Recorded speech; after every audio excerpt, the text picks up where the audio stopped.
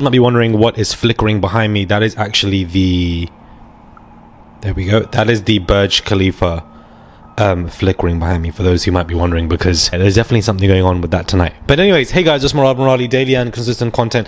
Let's get straight into this conversation. Prince Andrew, guys, is being exposed in bombshell emails yet again. This guy simply can't catch a break, and for that I'm absolutely here for. Ah, Lord. The Duke of York told Jeffrey Epstein 2 months after he claimed that he cut contact with him. Emails have exposed him for lying, and the emails stated, Jeffrey Epstein, we will play some more soon. And of course, in the interview that he did, that was an absolute car crash, he said in 2019 that he went to go visit him and say that they can no longer be friends because it was the honorable thing to do. Yet emails between the pair, which were handed to a court in London, expose him and show that they kept exchanging messages until at least 27th of February 2011. On this date, Andrew emailed Epstein, keep in close touch and we'll play some more soon. The disgraced Duke has come under fire for his relationship with Epstein, as we all know of. Andrew stepped back from royal duties in public life and had claimed he never met Miss Giuffre. He agreed to settle the claim without admitting liability. You don't just settle claims for no reason, but okay. So it really isn't looking good for Andrew, for the fact that this has come out. He really can't escape this conversation. He can't escape this narrative. These emails do not put him in a good light. Why are you saying it to Epstein 2 to 3 years after you are saying to him, oh, let's play some more soon, when you claim that you went to his house to end the friendship? If you want to even end a friendship, it's the honorable thing to do. Since when do you have an honorable bone in your body? I would really like to know. Putting on this cape, pretending to be something that you're not. And yet again, bombshell emails in a case that doesn't even involve you, to do with somebody from Barclays, is basically exposing you for the fact that you actually had every single intention to go to meet him once more, continue your friendship twice or thrice, however more times, and play more. What are you playing with? I don't think you're playing board games. I don't think you're playing games on the PlayStation. We know, considering the fact that you were accused of being with minors in multiple geographical locations anyways in Epstein Andrew related files last year, and yet you just can't escape this conversation. It's a PR nightmare's mess because it's never ending. Every single year there's something that comes out about Andrew and him being crafty, sneaky, and just downright a dirty rat, to be honest with you, for the lack of better words. And it just doesn't look great. Because if it ain't Epstein, it's apparently Chinese spies, because documents can also now reveal that Prince Andrew sought secret advice from a senior Chinese communist official as he tried to raise 2.5 billion for his company. The Duke planned to leverage the role of the royal family to raise the money for his now aborted Pitch at Palace entrepreneur scheme in China. It comes after Andrew's close confidant Yang Tengbo was removed from the UK on national security grounds after it was alleged that he was a Chinese spy. Documents retrieved from Mr. Yang's phone show that Andrew allegedly wanted advice from a minister of China's State Council.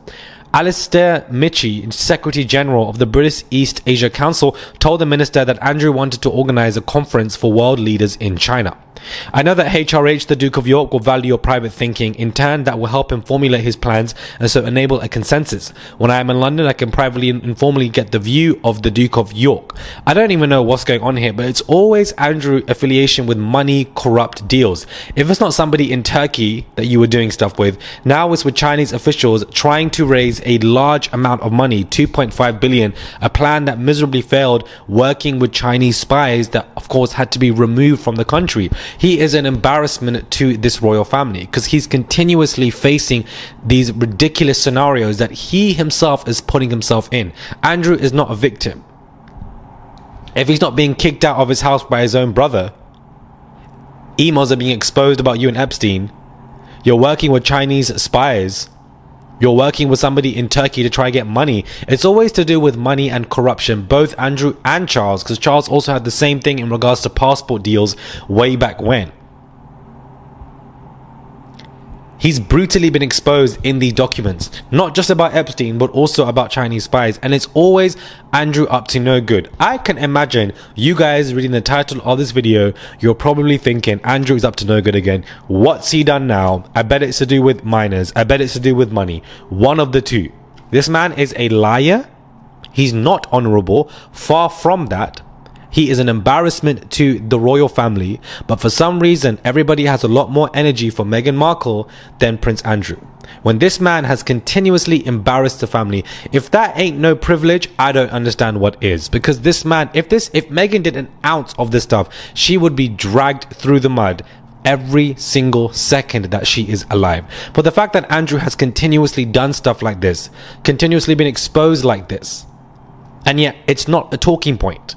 Yet it's not huge anymore as it was before when new information is coming out, and yet he's not being dragged. It's as if people just ignore it, or people just other Andrew and just see him as the problematic weird uncle, and that is what he should be, and we're satisfied with that. But the papers and the press and the royal rota, they don't drag him like they drag others. And we're going to keep bringing up this comparison because I think it's absolutely insane. Absolutely insane.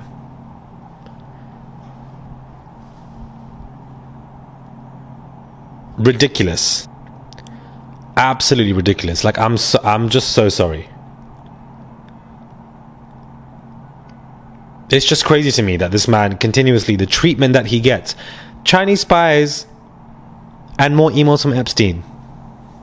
We'll play some more soon. Okay.